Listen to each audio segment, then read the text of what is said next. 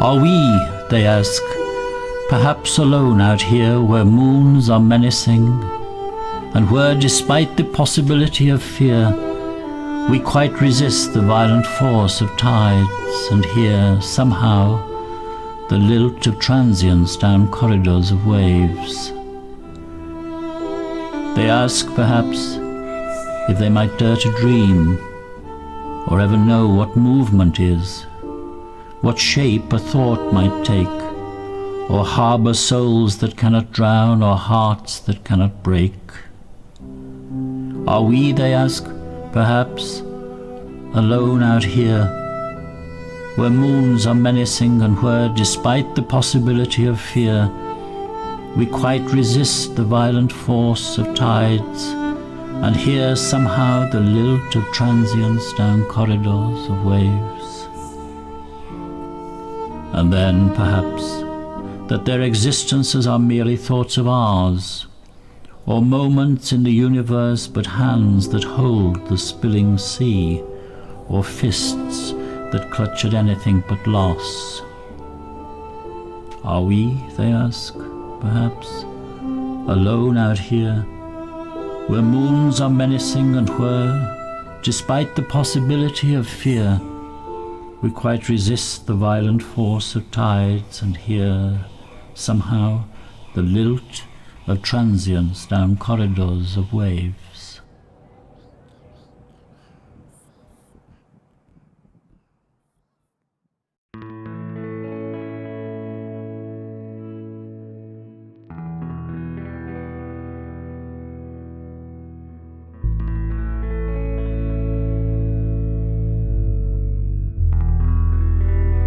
After standing so long, with only tides and darkness, light and shades of light and gloom, and sometimes rain and dark again, and often stars and hurrying clouds, half-hidden moons, black pools, and perilous the tattered rags of seabirds clinging to the wind, the stranded jellyfish, the flickering lights far out, and rolling waves of gurgling foam, and evening, and afternoon, and dusk, and dawn, and morning, when the visitors arrive with barking dogs to test the tides for depths, the air for breath,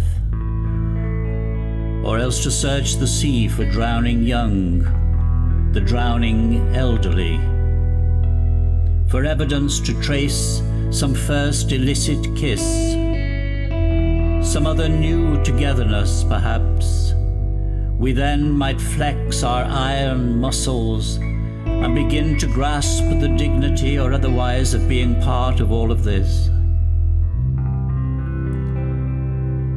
When every star goes out and all the parts of distance are obscured by roaring tides of darkness, we emerge from our allotted spaces in the sand, and holding hitherto unheld or ever-moving hands, we dance. Not this and we, forever each remain the untogether spectacle, and isolated in the dark and sometimes rain. When dawn erupts tomorrow, we shall sing.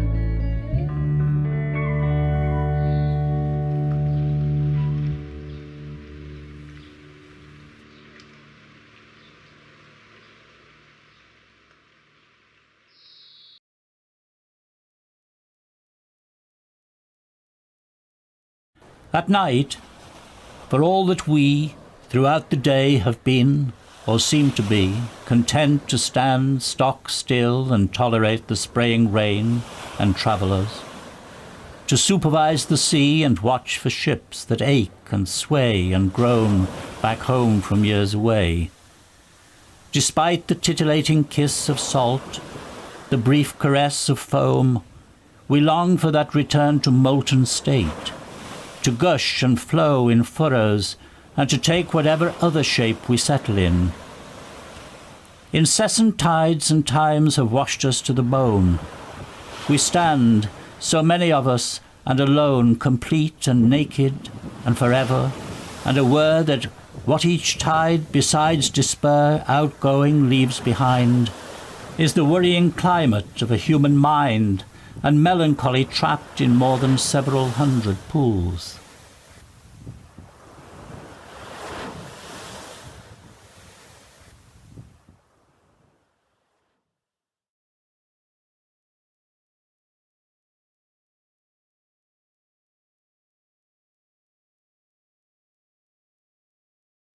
Today, from early morning, I was with you.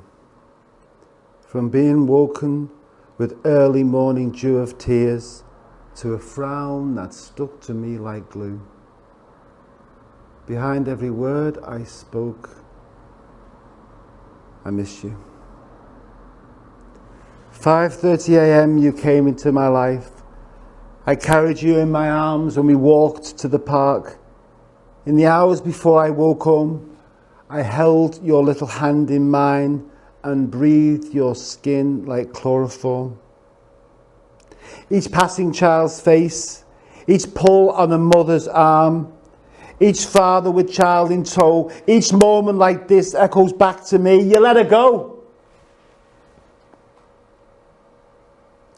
Disposed of her in some kind of bin bag at the back of my mind. Today, from early morning, I was with you.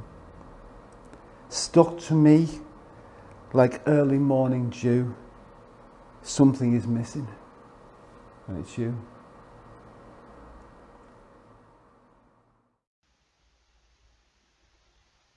Unburied. Archaeological Museum, Las Palmas de Gran Canaria.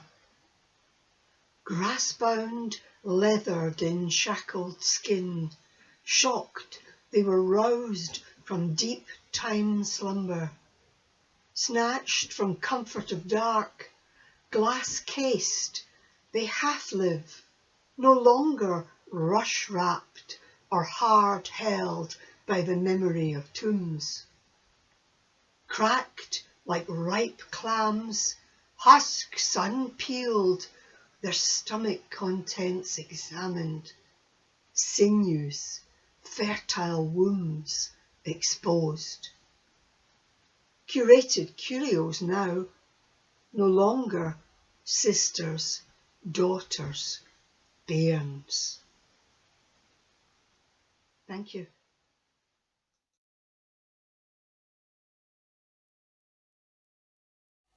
There is an old part of me I now must find, down the dust-worn musty cupboards of the years, concealed in forgotten shadowed light, off some far dim corridor of my life. I shall seek an aged oil lamp to light my way, retrace lost steps that tread to misty days, to where a gold-yellow sun shimmers yet in space, suffusing pale a silent, high-windowed room. On peeling shelves, a spotless jar awaits. Solitude's lantern stirs bright within its depths, effulgent spilling its timeless calling. 'Tis my true self, robed new in mystery's flame.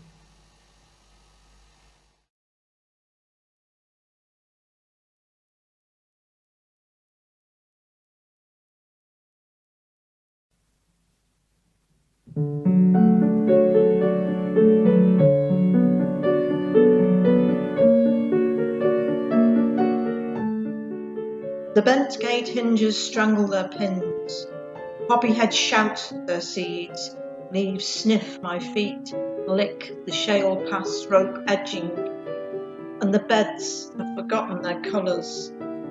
Ahead, patio doors, inside starved shelves and bare bricks where a fireplace was ripped.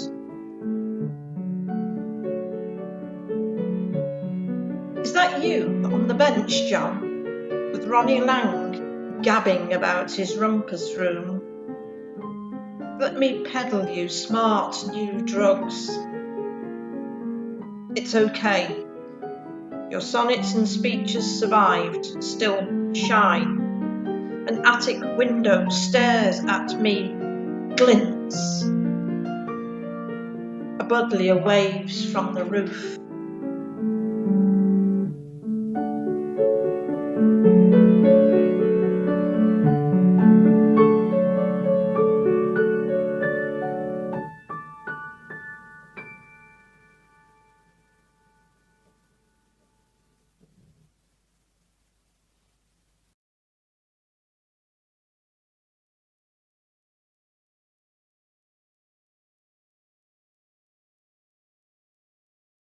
In this strange heat, they motor across wind-frame continents, oceans of glass, red brick deserts, busy going nowhere. The smallest are barely here, grains of strawberry space dust, spinning gems. Occasionally, the pinhead Pac-Men collide, or dance just like we do in the street, hesitate, apologize, then reroute. How minuscule their minds must be, their hearts. When I pick up The Time Machine by H.G. Wells, I notice one has climbed aboard. Braille feet sample letters, pausing at times to digest a word. I try to blow the spiderling away, but Little Red holds on to the end of a sentence, its supermite legs barely visible. Brushed aside, it is forever blood across the page.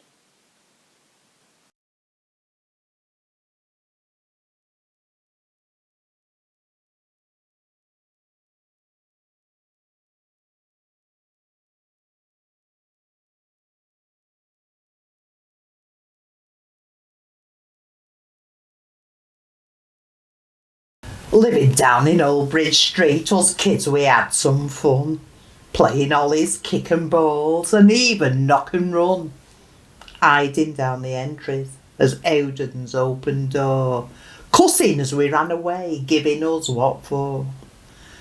We'd all been mates for ages, that's what made it good, making up some games to play with sticks and stones and mud. Aggie Crabshaw, number 8, was screaming at us kids for climbing into neighbours' yards and nicking tin bin lids. "I've got some drums, ma'am," Tommy cried. "Come and hear me play." "Your dad's on night," came her reply, "and he'll have summat to say if you don't scram, the lot of you. Go on, get out of here. He'll have an headache anyway, drinking last night's beer." Next thing, Mrs. Bickerstaff, who'd last week moved next door, popped her head above the wall to see what fuss was for. She were hanging bedding out, but pulling her line higher, it snapped and all her washing fell on coal ash from a fire. What made it worse for Tommy, the lid from off her bin, which would have saved the washing, was there in front of him. But he just stood there laughing, so Aggie clipped his ear. "I'll not tell you again," she said, "now go and disappear." But still he took no notice as we shoved one another, until a voice began to roar, "What's all that racket, mother?" "Now look what you've gone and done. You've woken up your dad," said Aggie, sighing in despair, "and he sounds hopping mad." Us kids ran down back entry as fast as legs would go, feared to death of being caught, or slipper we would know. We thought we'd got away with it, a policeman at the door, but Tommy's dad knew all of us, he'd caught us lots before. I know we didn't ask for 'em, but would have put 'em back. when we heard the bin man on his way up Long Mile Slack. So lids were left in Aggie's yard, at least until tomorrow, when we could think of something else to pick that we could borrow. 2 woods, 9,000 trees. Each morning we give thanks and state our intents. Today it's 50 oak, 200 hazel. Both of us a spade, 1 flask and cheese with pickle on brown. The slope so steep, no wade, the oak grove, our spot on gully spur. The Dovey Valley now in view, and there the Lego barn where we began. Bony blue finger, poking from flue. We take and we bequeath, we burn and we plant. Unfurl young roots, tease gnarls and knots with care. Make 2 cuts, lift clod and slip an oak a new home. Heal the hole shut, push cane, wrap spiral, next one, move on, another charge calls. But first, down in mud, on bended knee, we close this circle. There leaves our lungs.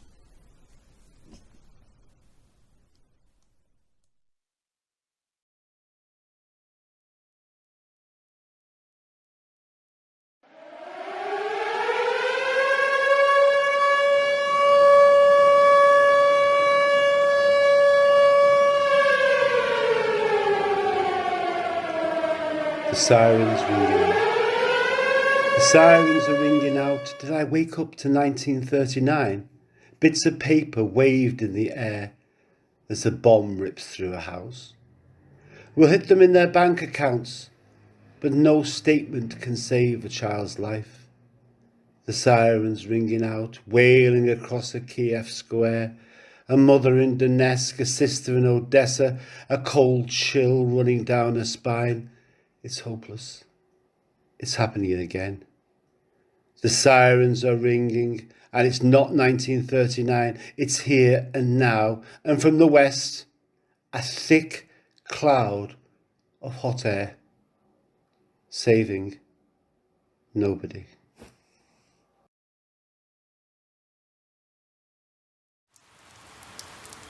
It's a May evening, and the pavements are full of blossom felled by the recent rain. In 1914, telegraph operator Jack, fresh from the coalfields, reads that his son is born. "I've called him Jack after you." He remembers the curse and writes back, "No, Jessie, he has to be Ralph. Ralph like my father." It has been that way. Jack, Ralph, generations. Orders from nowhere. The wire is down. Jack rides off. In no man's land, horse and rider find the sniper's bullets. 4 years later, it is all over, and the scar bleeds through Europe generations. The blossom crunches under my feet, and I wonder where tomorrow's children will tread.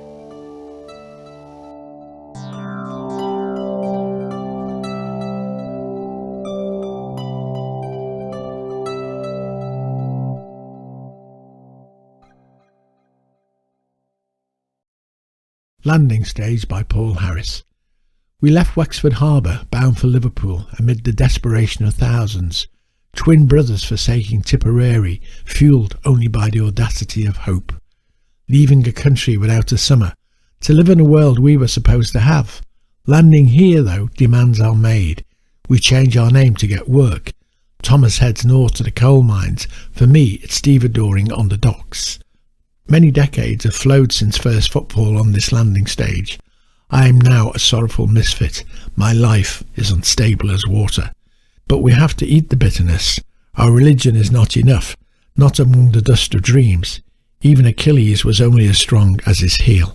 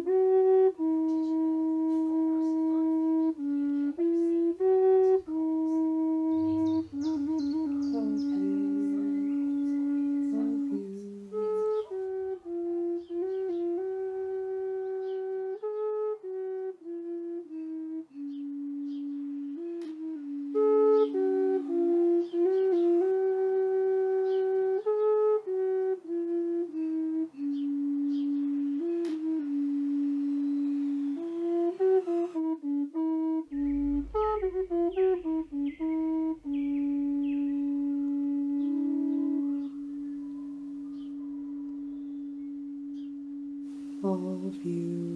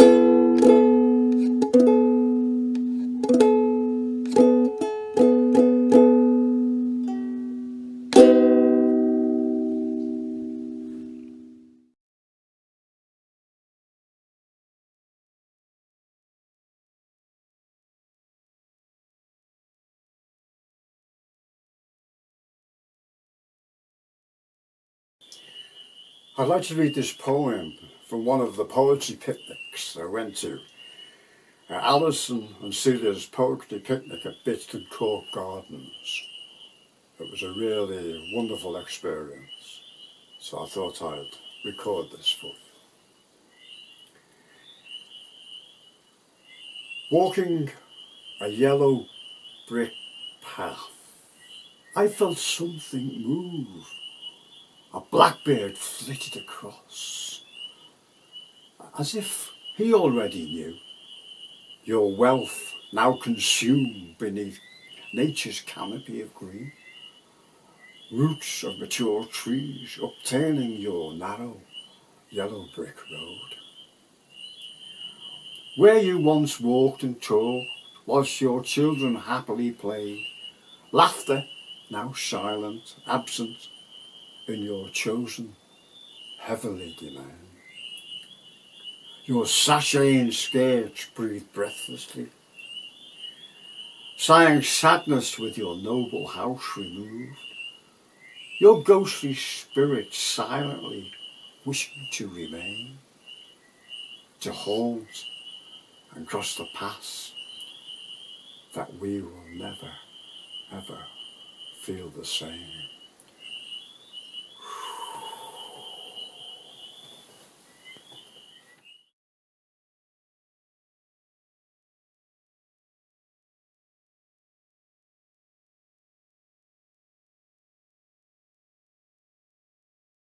Street scene. That's a tanning studio. That's a chippy. That's a tanning studio. That's a hairdresser's. Empty shop. Empty shop. Empty shop. That's a smoke-free Wetherspoons. That's a closed pub. That's a closed pub. That's a closed pub.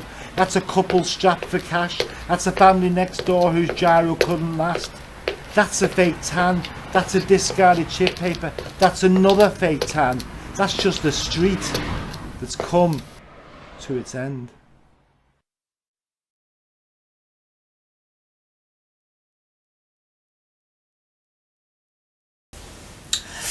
A pebble on the beach roams free, not knowing what its destiny, or its ever-changing form, governed both by calm and storm. Where it came from, where it's been, the sounds it's heard, the sights it's seen. But a pebble has no choice. It cannot speak, it has no voice to utter words we understand, describing beauty of the land, or salty sea with creatures new, hidden deep far out of view, ignorant of life above, where people hate and people love, unknown wonders yet to find, gone unnoticed by mankind. The sun, the moon, the stars on high, all have tales of days gone by, of how this beauty came to all. A trickle to a waterfall, the smallest hill to mountain's crest. From seedlings mighty oaks caress the greenest grass and barren land, as they wait for kindly hand, to empty clouds of silver lining, darkest days to bright sun shining. The magic of a rainbow's end, when many colours down descend, though not there for eternity, it gives us joy. The cost, it's free. So maybe there will come a day the pebble that I have just may reveal its secrets innermost of the magic land and coast, and open up my eyes to see the beauty in simplicity.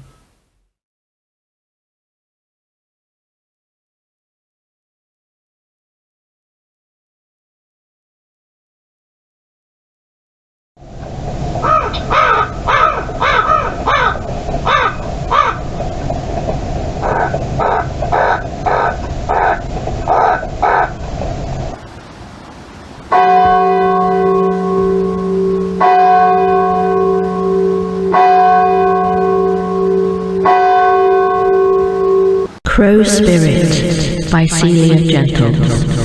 Crow is my totem, my conscience, my mirror. A black lake at midnight, an oil-slicked river. the darkest of angels, as charcoal as night, his dawn feathers harness a spectrum of light. He strolls, head bowed, as devout as a priest, this nest-robbing, egg-stealing, murderous beast. When winter arrives, he'll kill for a crumb. Uncloaking his wings, he eclipses the sun. His thoughts are the dark matter in between stars. His gaze is fathomless, colder than Mars.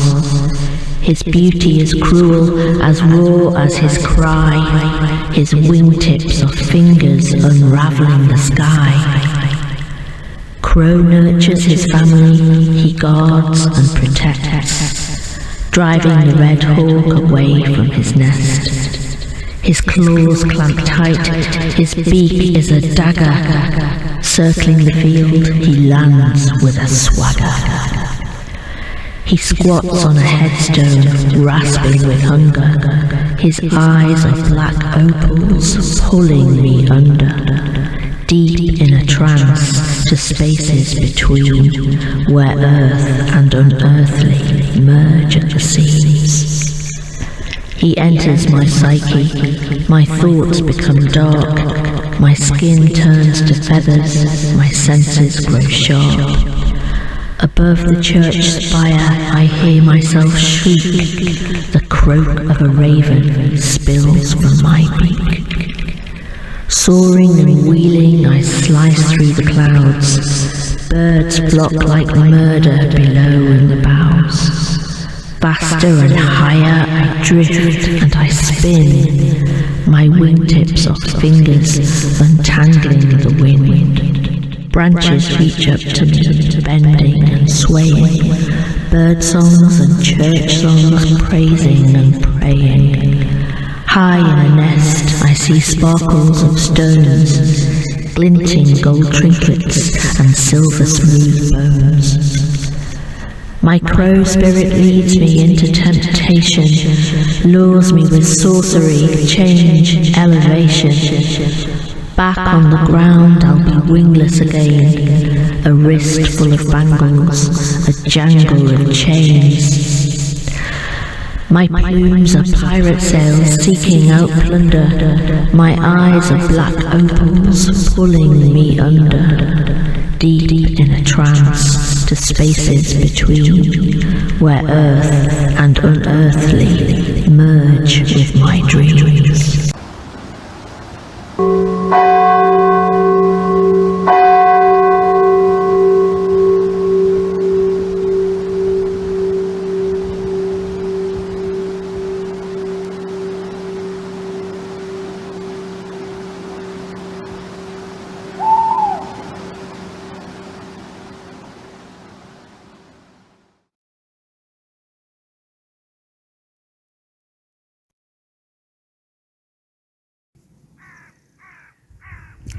For rent. Unfurnished apartment for rent. 1 bedroom, mold and utilities included, overlooking the moat and the mouse. No smoking, no pets, no poets. Cold Jack at lunchtime. Enjoy your lunch, Jack. All poets are dead. Song from Dublin Bay. In the balmy sea-sun wind, we sit on the dock wall. I hate goodbyes, you say. 40 years, this record breaker, this game of fortune we play.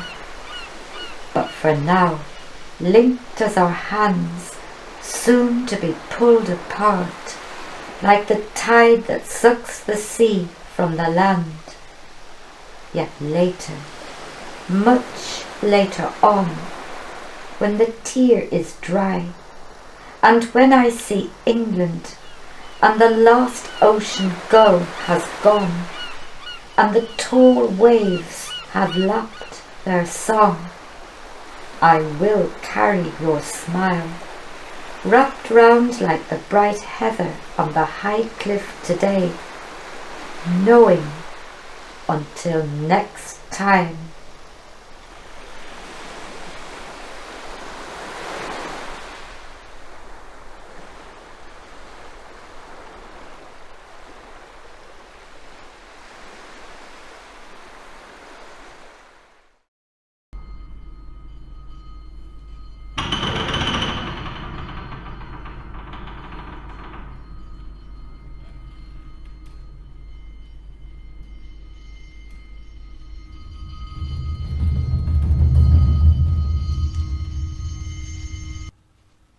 Bad day. Carbolic hands, clasping his arms. They drag him to his room, rose faces clicked to smile, pretending he wants to be saved from himself. Once inside, one nurse locks the door. The fit of cogs is clean, concise. The bolt shoots into its hole. They slot him in a chair. Free flicks to unfree. Words turn. Their flux of meaning used to thrill him. How Gart navel sprang from apple field. But fruit left on a tree grows russet rust. Even the florid wasps have had their fill. His wrist is a key in nurse's grip, twisting her out, twisting him in.